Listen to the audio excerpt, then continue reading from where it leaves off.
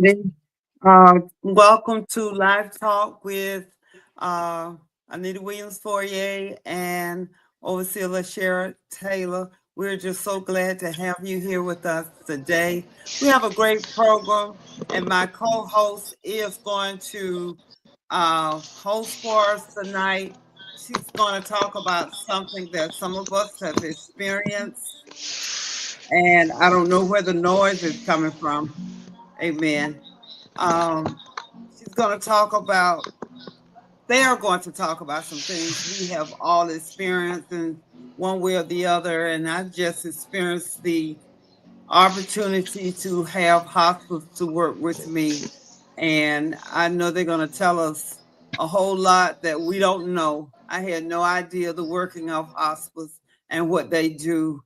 And my co host helped me out a whole lot. So I'm not going to take up a lot of time. First, I'd like to give honor to our presiding bishop, Bishop R.J. Presley and Lady Kate Presley, and all of the officials of the Church of the Kingdom of God, and all of you. Thank you so much for watching. And at this time, I'm going to turn it over to Overseer LaShara Taylor.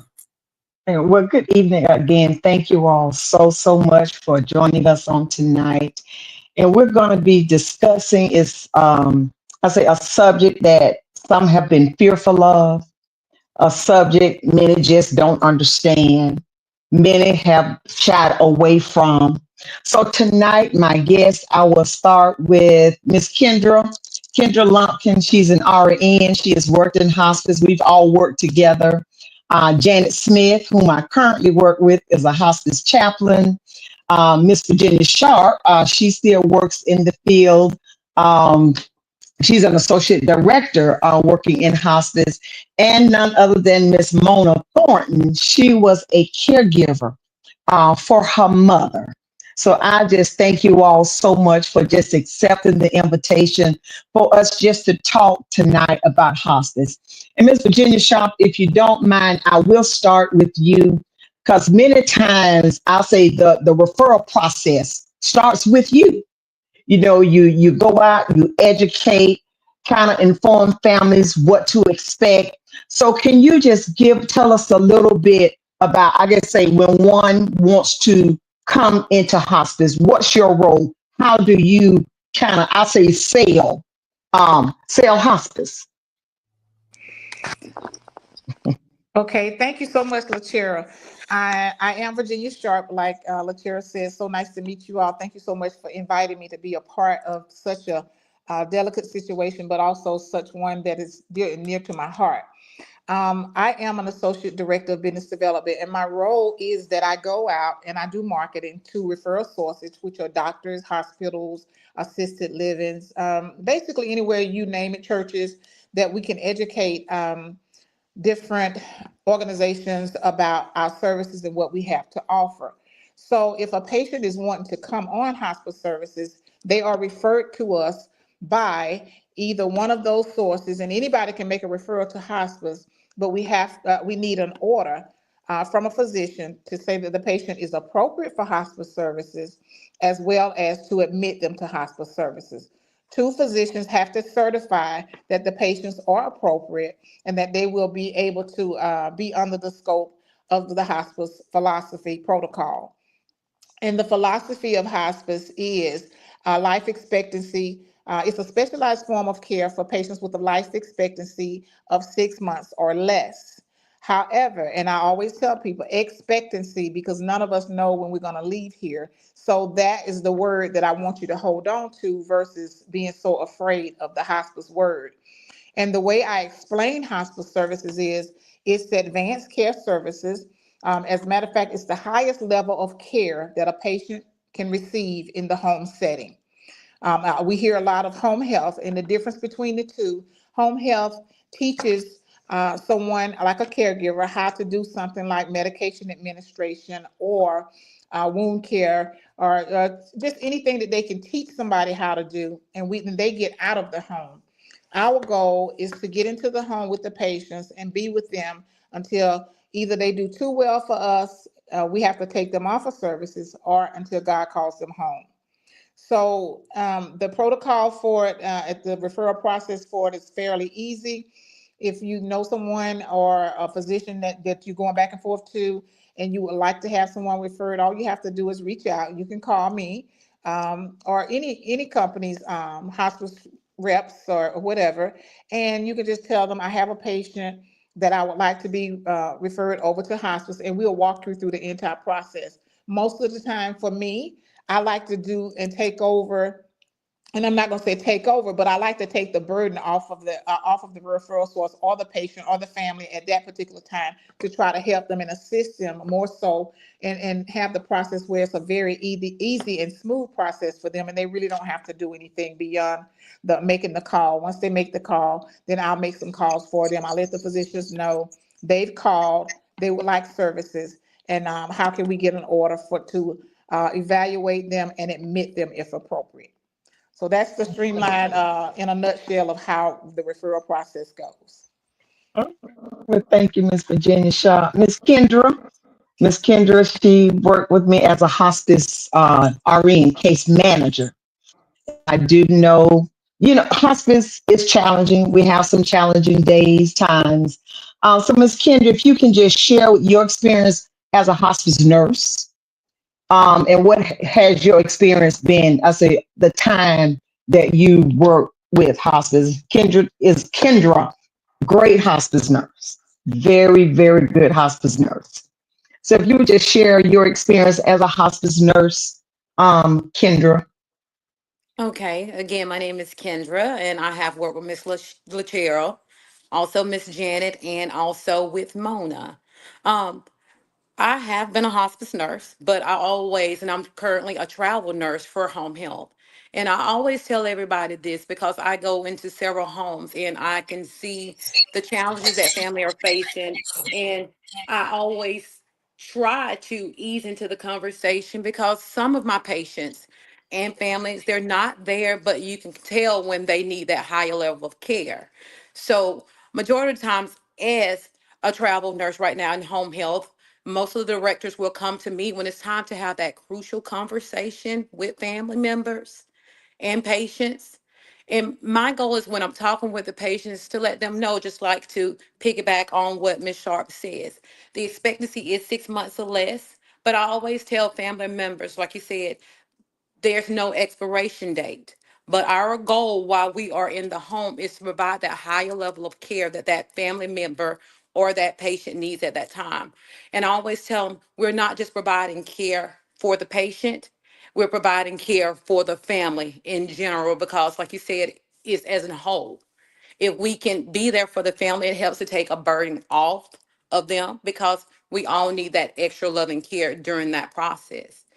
And speaking from being a hospice nurse, I mean, I have grown attached to a majority of my patients. That is just where my heart is.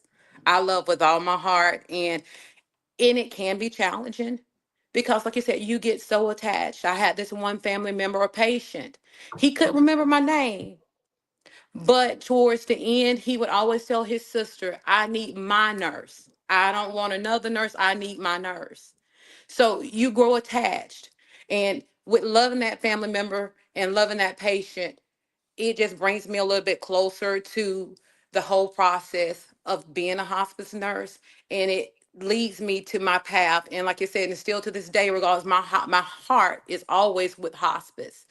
Because to me, no matter what I'm doing, I'm always giving that extra care, because being in a situation of losing a family member and losing a family member suddenly versus actually being able to come in as hospice and give them that time that they need with that patient.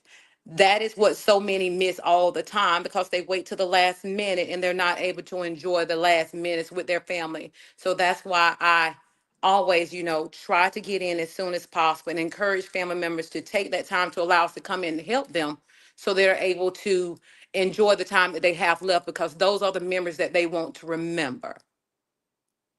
Awesome. And before I go to Janet, Kendra and Virginia, can you all kind of, if you can think of one right off, there are many, I'll say, myths out there about hospice, untruths about hospice. Well, I heard this, patient on hospice, you give them this or you give them that, they may go ahead and pass away. So can each of you, if you can think of one, I'll say untruth, regarding hospice care that some people may have heard, heard when talking about their family member being referred to hospice. And that may be a drawback for them not wanting hospice because of.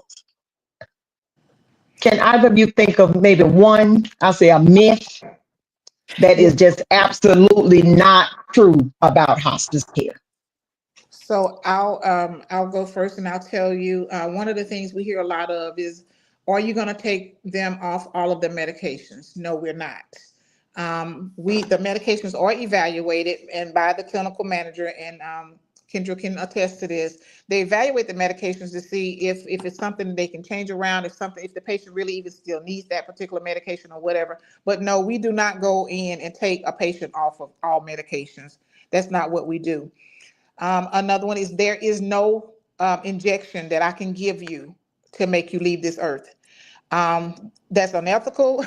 That's unheard of. It's, and we don't do anything like that. That's nothing that we do. We allow death to happen, an end of life, the natural process of it. That's what hospice is really about. Um, are there medications to help patients in a time of distress? Yes, to calm them, to keep them from being so agitated and those types of things. But the case managers always have conversations with patients and families about medications, what we're doing, how we're doing it, and and the need for the medication. So if people hear the word morphine and they freak because they think for a fact that we're going to be going ahead and trying to take a patient's life with morphine, we cannot do that. We cannot do that. So we would never ever do that. And one other thing that I could think of is, and I hear these all the time in my conversations with patients and families from the front end. Can I go back to the hospital? Yes, if that's what you choose to do, you can call 911. You can go to the hospital. You do have to come off of hospice services if you have been admitted. You do have to sign a form, what's called a revocation form. That means we're taking you off of hospice services for you to be treated inside the hospital, because that is a billing issue. We bill Medicare for these services. So therefore, in order for the hospital to treat you and give you what you need, you do have to come off of hospice in order for that to happen. And you can be evaluated to see if you qualify to come back on services at that particular time when you come back into the home setting. Awesome. Kendra, can you think of one? What you need. Just Pretty You much, do have to Virginia come hit off on hospice everything. in The order for that biggest to myth happen. is To on be the evaluated. morphine. A lot of patients mhm. and family think, okay, you coming in, I heard y'all gonna give them morphine and they're gonna die. I don't want my family member on hospice because as soon as y'all give them that medication, they're gonna leave here. And that is one of the biggest myths. And like picking back on what Miss Virginia said, we do bring medications into the home. They're not given. They're there as a as needed basis. And whenever they need that medication, and that is truly for comfort. And the medication is not given in high dosages where it debilitates the patient. It's there just to keep them comfortable, to help with their anxiety. And I always tell patients like this, no medication is going to make you leave this world if it's not your time. And medications are not given in those high dosages that will make you leave this world. Your body reacts when God knows it's time for it to react to the medication. Yes. I have a question. My question is, the patient is not eating or drinking. Why other means of giving them food is not done? It should be done. There are other ways to give patients food and feeding. A lot of them have what's called a peg feed. At that particular time, it's a nutritional means to feed them via a tube. But then some families choose, and when they choose care and comfort, they have the right to actually say they don't want to receive a whole lot of anything. They choose to go naturally. They choose not to eat. Families choose not to have pigs, insertions done for feeding, but there is another means to get a patient to eat, and that is a peg feed. So tube feeding that goes into the straight into the stomach, and it's either it can be a bolus or it can be done by a pump. But if they become unresponsive, then, because the patient has to be alert in order to take in anything by mouth. Yes. Correct. Yeah. Mm-hmm. And Because we some never do get want it. to, right. And we never want to give a patient or try to force feed a patient when it comes to that point, because that puts them at risk for aspiration, pneumonia, things that could amplify increasing their risk of dying sooner than that we're supposed to. When a patient stops eating and drinking, that's another part of that patient transitioning, Yes. meaning that it's imminent, meaning that death, we don't know when it's coming, but that is a way of that their body's shutting down, when the way that they have made peace and know that it's time for, or they're getting ready to transition to go home. And Awesome. one other thing in reference to eating and drinking, we've seen patients not eat or drink for days, and they still survive. Yes. So doesn't mean just because they stop eating today that they're going to leave us in a minute. No, because I've seen patients last as long as 10 and 12 days without food or water. Yes. Mhm. Look here, Yes. Awesome. one other myth that we can solve for your listeners right now is when they hear the word hospice, they automatically think death. Yes. That is not what that means. That means that the patient at that particular time needs a higher level of care and qualifies for a higher level of care. Does not mean that they're going to leave me today, tomorrow, in a minute. We don't know that. All it means is that we're able to offer them a higher level of care in the home setting, and that's And it. yes, and we've had patients on hospice services for 3 years Yes. Mm-hmm. and longer, till it gets to the point where it's like, okay, you are now getting ready to graduate back to home health. Uh-huh. And when bottom line, they say, you kicking me off? Yeah, I'm kicking you off You're doing too well. because you still have a purpose. So we're gonna go ahead and move you back to home health. So that, like Miss Virginia said, home hospice does not mean you're dying. It you means you need a higher level of care at that time. We love on you, work on getting you back. If you have that where you come back, guess what? We kick you on off and you go back to home health, and we wish you well, and but we are still there for you and your family. Versus Miss Yes. Janet talks about chaplain coming in and still being that support system for that family after being discharged. Awesome. Okay, Miss Janet, it's your turn. And, I have to tell, if I go before her, I have to let families know Janet is not coming to preach. Because they always say, I do not want anybody coming to preach to me. I have to let them know, even though she is identified as the chaplain, but she is coming just to offer that spiritual support. All right, Miss Janet. Um, yeah, that's absolutely right. I mean, my job is emotional and spiritual support, but it's not pushy. It's not, okay, you better get it right or else, it's just going with what the patient and the family's needs are when it comes to spiritual support. And, I think that it's a really beautiful thing that whoever designed hospice in the first place built this into the model. And so the chaplain has to be a part of the team. Now, you can decline that. It's not like, the patient has to get the nursing care every so many days, so it's optional. And a few people, don't want the chaplain coming. Maybe they have enough spiritual support from their own church and prefer their own pastor.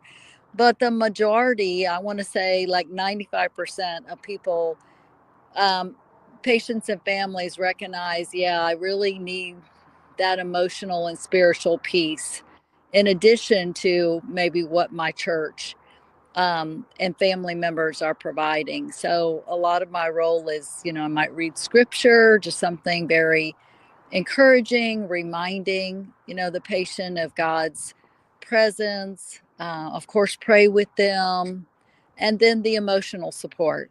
You know, it is a tough time for these patients and families. And a lot of times the caregivers, whoever that might be, maybe a spouse, maybe a daughter or son, they just need someone to talk to, you know, someone that can validate their feelings and provide that emotional piece to them. And so I feel like that emotional piece is just as big a part of what I do as the spiritual side. Awesome, awesome. And just share, Janet, was it last week? I think two patients wanted to give their life to, was it two patients last week? Yes, yes. Yeah. Just a little over a week ago. And again, it was nothing pushy. You know, I had been talking with the one gentleman kind of off and on for 6 months, really, and just saying, you know, consider this. If you've never done this before, you've never given your life to Christ, and he wasn't ready. So I just kept praying and just kind of kept gently talking to him about that, you know, when I would visit. Maybe not every time I would visit with him, but, you know, finally he said, yes, I do Yeah. want to pray. And then the other patient is very new to us, but um, I think he just kind of knew, you know, it was only my second visit with him, but I think he just kind of knew, you know, yes, my health is really declining and I need to do this. I need to get this settled. So that was a really joyous day, Yeah. especially since both of them in one day, you know. Yeah. So Awesome. very Awesome, exciting. Janet. Yes, thank you so much. And last, we have Miss Mona. Miss Mona took care of her mom in the home, along with her mom was on hospice care with us. And Miss Mona is just going to share with us her experience as an actual caregiver to her mother. Miss Mona, thank you for joining us. And I have to say, it hospice actually started with me about 30 years ago when with my dad Oh, was under hospice, and it wasn't really the same as what it was with my mom, but it was good to have it with him. And at that time my mother was the caregiver, and she was burned out and it was hard, and I was having to go over there a lot. We also 10 years ago had my father-in-law. But they waited almost too late. The way Kendra and them were talking about how people are scared of it. And he was only on it a week, but we still got that hospice service. But mom, talking about the ones, I think she was on the service for 2.5 years. In fact, they were talking about discharging her, and her poor heart just started just giving away. But hospice was a blessing to me. I think it's God given. These ladies, well, the Cheryl, Janet, and even Kendra were there with me throughout, and you're talking about and it was good. I think they were good for me just as much as they were good for mom. And Janet and LaCheryl had specials going the whole time. They were they would sing to mom, and it would just be such a blessing. And she was just so happy because she loved to sing, and she loved the company, and she loved Janet coming and spreading the word. And she loved the nurses too and the care. And I'm a nurse myself, and actually a home health nurse. But when it come to that, I didn't want to be the nurse. I wanted to be the daughter. And sometimes it was very difficult. And I thought, I'll be honest, I thought I was ready. I was prepared. I'm going to do this. I'm going to be all right. But I'll have to be honest, when mom, uh, she had a light stroke, and she went from us always getting her up and doing, and she was never one to stay in bed, to all of a sudden she just very quickly just had a stroke. And she lasted for about a week, and you were asking about the feeding. I mean, she was unable to eat, she was unable to drink. um all I could do is sit there and hold her hand, and there's times that Cheryl and Janet was there and came and seen her right there at that last minute. They saw how she was before, and they also were there towards the end. I did a lot of praying. um I had to be, and you were talking about medications, that was something I thought, well, I'm not going to have to do all that. Well, I saw that I had to give her the morphine and the anxiety medicine because I saw how it relaxed her. And not only did it relax her, it made me feel better, but then it also made my family feel better. And it was good to have those resources there that was available. And I don't know if Kendra remembers, but she was supposed to come and see Mom the next day. And well, she passed away that night. And it was like around 10 o'clock at night, and somebody was 24/7 was on call. And I had this fear, oh no, I'm going to have to sit here and wait and for somebody to come, but I didn't. I mean, it wasn't that long. They I forgot her name, but she was very pleasant. She came, and we she was surprised that I wanted to help her get Mom ready. And I don't know, it just felt I've been the one caring for all this time. It was, even at death, I wanted to be there for her. um and I'm not going to say it was easy. It wasn't. That part was, I think, one of the hardest for me. Was But I think with the help that hospice had preparing us for what was coming, for what to expect, for what I needed to tell my family. I think we were so much more prepared than would have been if we did not have hospice. Um, it was it was a blessing. You sometimes it's strange to hear death is a blessing, but hers was, because she was ready to see Jesus.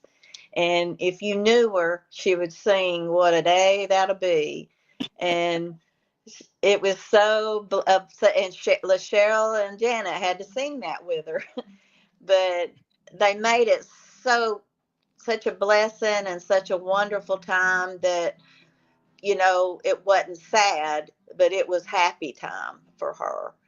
And I just appreciated all that was done during that time.